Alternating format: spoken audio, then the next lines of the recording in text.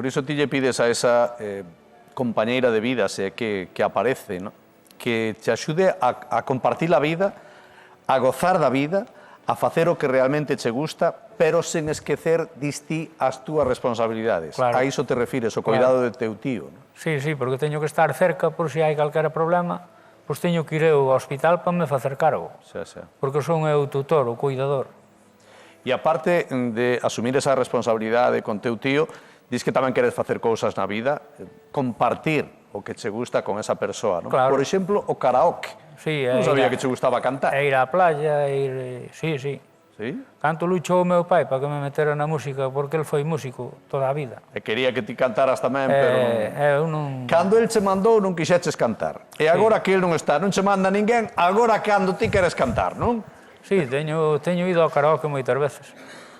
Ainda coincidín unha vez cunha chavala que estaba na París de Noia, que é de Ourense, Ostras, ali no Rías Baixas.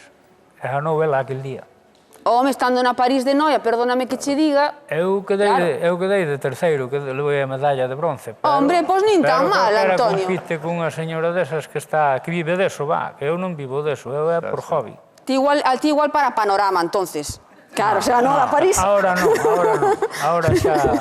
Pois a ver se aparece unha compañeira que tamén lle guste o karaoke e acabades formando un dúo. Un dúo tamén pode ser. Mellor dúo que trío, eh? Sí, é mellor. Mira, Antonio, imos repasar un pouco a túa vida, vale? Para conocerche un pouco mellor. Porque ti naciches no Carballiño. Sí. E tu veches unha irmán a que non chegaches conocer. Non, porque naceu antes que a min e non sobreviviu. Despois foron a por min. Depois foron a por ti. Claro. A polo neno. E apareceu Antonio. A alegría da casa. Sí. Fostes fillo único. Fillo único de toda a vida, sí. E durante unha temporada non vivistes nunha casa, vivistes de pensión. Sí, estábamos nunha casa dun tío meu, en cuanto eles non puderon refacer a vida de comprar unha casa e de eso, coa idea de tamén ao final comprar esa, pero non a puderon comprar porque había que poñer moito diñeiro, daquela non había. E a miña nai, para ganar algo de cartos, collía xente ali do balneario, que viñan ao balneario Carballiño, que estaba mesmo ao lado, a casa está ainda hoxe en pé, ainda non a tiraron, está en pé. Hai dous edificios ao lado un do outro, pero ela está ali. O meu pai na música é vendendo pan, porque da música daquela non é como agora que se gananse moitos cartos. Que se pode vivir da música exclusivamente. Pode vivir, pero daquela tiñan que facer eles todo, montar toda, desmontar en sitios, chegar e facer o palco ainda encima. Antonio, estamos vendo unha foto tan bonita túa. Se miras aí de enfrente nese monitor, podes vela. Sí, iso é da casa que a miña nai. Tiñas cara de traste, Antonio. Bastante. Cara de pillo. Non, con ese sorriso... Así levei as orelladas que levei. Ah, por eso túa nai está dicindoche aí. Como na casa. Antonio, estáche dicindo túa nai aí coa mirada. Antonio, céntrate, Antonio. Ti rindo e túa nai pensando, valas levar. Ela era a que me andaba... A que te encarrilaba, O meu pai castigo, ele nunca me tocou. Mira. O castigo é peor, é peor ainda que... Porque se che quita unha cousa que che gusta, como moitas veces a bicicleta, que me quitaba e ardaba ali nun sitio, e hasta dentro de 2 meses está arrastada a bicicleta. Claro. E un día houve-me matar cada un veciño. Claro, era mellor que non che arrestaran a túa. Deixoume un veciño e fun contra unha pila de madeira, que ali había unha fábrica de madeira no pueblo, e fun contra unha pila de madeira, ali quedei inconsciente. Mirade, dade mala avanzada para devolverme a bicicleta. Leváronme para a casa, deixaronme ali na cama e despertei cando eles non se preocuparon. É que eu dicía outro día a un convidado, a mí dá má sensación, porque eu teño ido contra as silveiras moitas veces, dá má sensación de que as bicicletas de antes non frenaban moi ben. A min meteuse o meu pantalón... O público rise, pero eu creo que era así. A min foi porque se meteu o pantalón na cadena, levábamos aqueles pantalóns de apartar a xente. De campana, os pantalóns de apartar a xente de Antonio. Ti non sabías, Antonio, ti non sabías que naquela época cos pantalóns de campá había que levar a pinza no peto para despois amarrar o pantalón ou coller a bicicleta? Pero eu non pensei neso. Ou por dentro do calcetín. Tamén, por dentro do calcetín. Pero eu non pensei neso e fun fun ao traste. E logo chegabas aos bailes para ligar, coa chave por fora, así como quen que tiñas coche. No, E se non te acordabas de quitar a pinza do pantalón, daba un pouco cante, non? Sí, pois foi a cousa así. A miña estaba castigada porque fixera outra trastada e un día con un do veciño, pois casi me mato ali no pueblo. Mira, Antonio, as cousas son así. As cousas foron así. Agora xa prescribiron e podemos contalas. Aquí a botarnos unhas risas. Por eso mesmo. Mira, contasnos que teu pai foi repartidor de pan, pero tamén batería na Orquestra Casablanca. Sí. Que non dimos encontrado aí a foto porque, quen sabe Ese que vemos aí, canto sabía. Quen é ese home que estamos vendo? Ese é o meu pai. Ese teu pai o que traballaba na Orquestra Casablanca. Sí. Un traballo duro, decíasnos, ademais. Sí, porque tiñan que armar eles todo.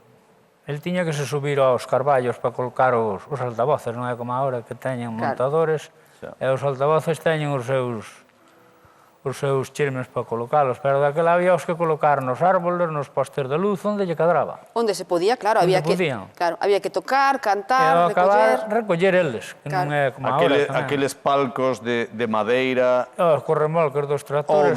Os remolques dos tractores. Agora en riba poñíanlle un loureiro, non sei para que era. E con carros, poñían 3 ou 4 carros pegado unha a outra ala. Ala iba todo. E había veces que tiñan que chegar eles e acabar de axudar a facelo á comisión. Claro. Para poder tocar, se non tiñan que tocar no chao. Pero era bonito ver como se axudaban uns aos outros, cando menos. E ademais contanos, Antonio, que cando eras aínda neno, pois houve aí un cambio na túa vida importante. Pois sí. Sí, bueno. Tiñas 5 anos, non? Sí. Que pasou aí, Antonio? Bueno, que houve que subir de Carballiño para a aldea, conocer outros amigos, adaptarse á vida da aldea e tal, e ir á escuela ali. Bueno, ainda non empezar a escuela tampouco, pero despois, porque daquela empezamos aos 7 anos a ir ao colegio. Claro. E para ir ao colegio íbamos camiñando 1 kilómetro por un carreiro, que non había carretera nin camiño. E con zoquiños de un saco a carapucho para cando chovía. E os zoquiños de madeira? Sí. A parte ibades como remendando, ou axustando os zocos? No, era o meu pai que puñalle goma para que non se gastara a madeira, senón xa se derramaba. Había que irlos cerrando para que non... Mira, aí estás ti cando ibas á escola. Cando estaba tocando na madeira, pois... Claro, ese eras ti cando ibas á escola. Sí. E os dentes perdéstelos ao caer da bicicleta ou caeronse... No, eses caeron de naturaleza. Vale. Eso foi naturalmente, eso non foi ca bicicleta. No, claro, digo eu, porque sigues tendo cara de traste, Antonio. Sí, podía ser. Tuvestes que deixar o colexio e poñerte a traballar moi pronto. Aos 15 anos. Claro, porque Antonio tiña un obxectivo. Cal era? Comprar unha moto. Sí, pero o meu pai dixome de moto nada. Hasta ter os anos do carné, do coche.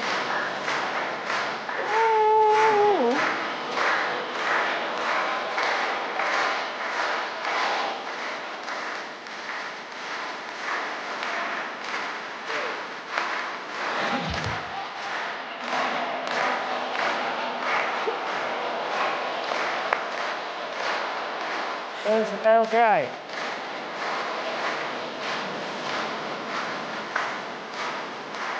Como mola a moto? Eu vin a traballar hoxe en moto con este tempo, pero a ti teu pai dixoche nada de moto, Antonio. El tuvo, pero el dixome, nada, moto nada. Home, si te matabas coa bicicleta, diría teu pai, a onde vai ca moto? Hasta que tiñas o tempo para sacar o carné, despois comproche un coche. Outra tamén que me quería que fora para a mecánica, para o taller onde arreglaba o coche, porque ali dixo, a ti non che van cobrar, que os outros cobranlle, pero a ti polo menos non che cobran. Pero eu pregunteille canto iba a ganar, antes de dicirme eso, pregunteille, a canto me van pagar? Dixo, nada, por logo non quero sobre nada.